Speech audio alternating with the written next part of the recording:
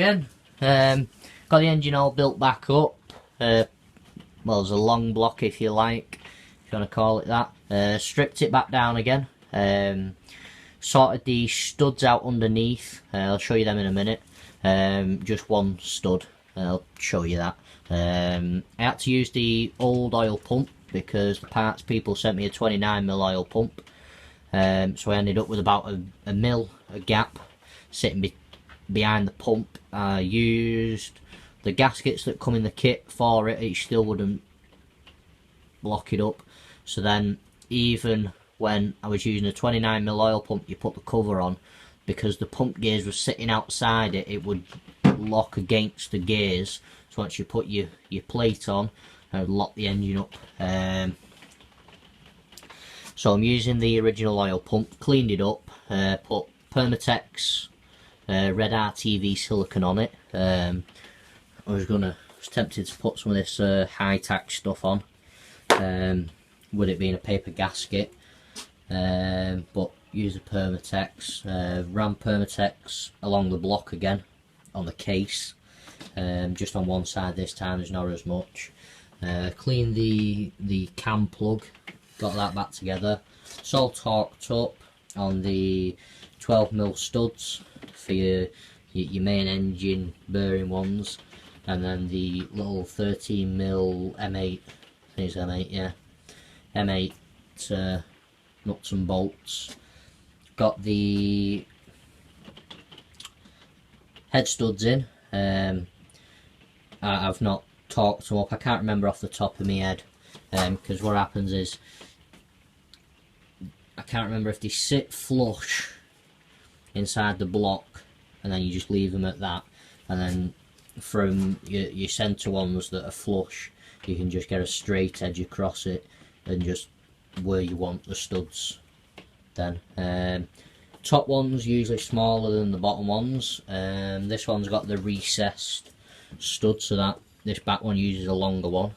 The studs are painted in a heat temp paint. I tapped the block for the head studs and cleaned all the threads. Cleaned all the threads with a dye.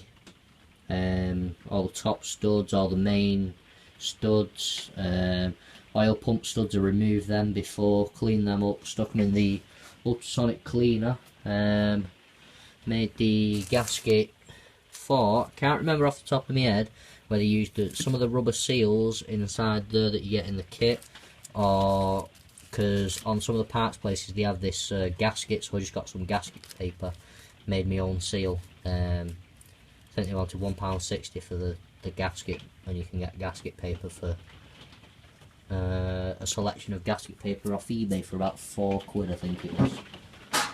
So I made my own for that. That's clean, that's smooth, that's smooth.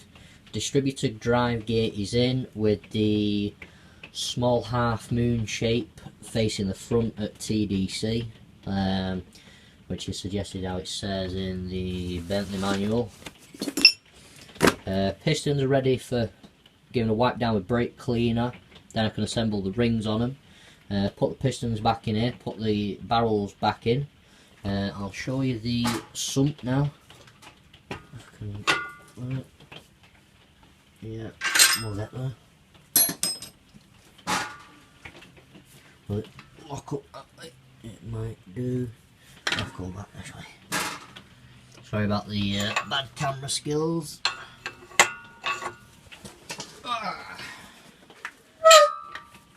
There we go.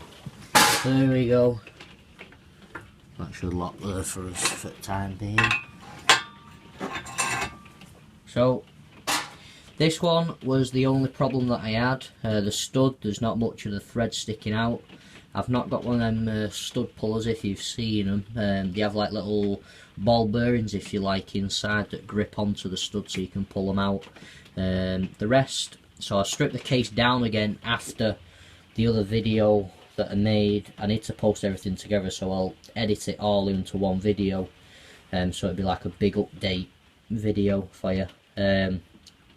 Stripped it all back down again since then, since the last update, and sorted the studs out on these. I've used three of the barrel nuts on there. That one's on a bolt, and that one's on a nut. That's with a copper sealing washer under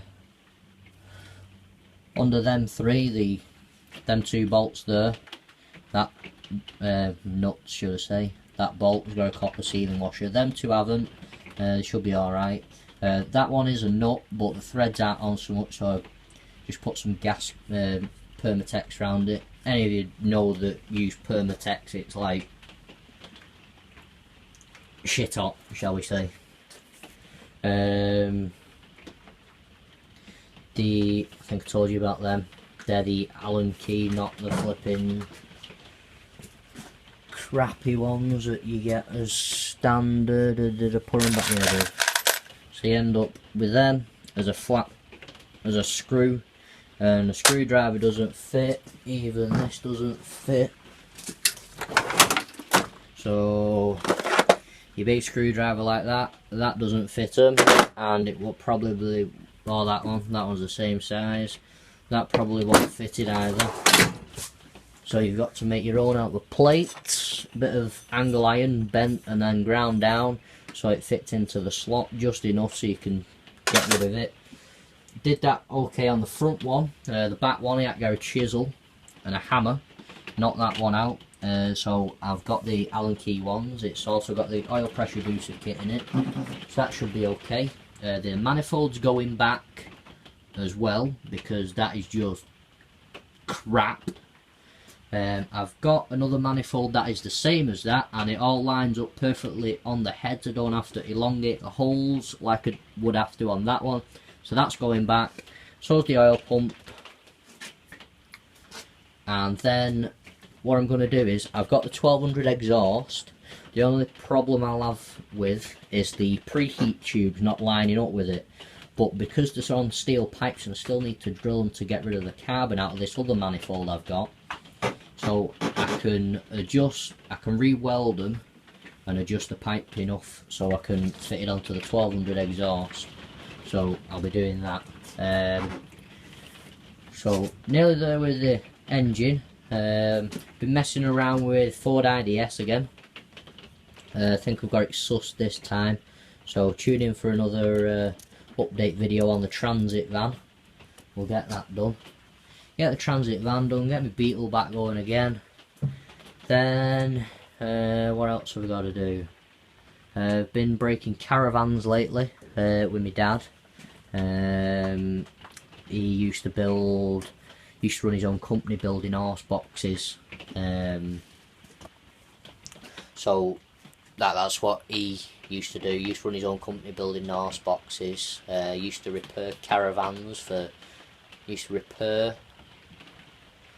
repair and strip caravans for 20 plus years, I think it was. He's a joiner by trade.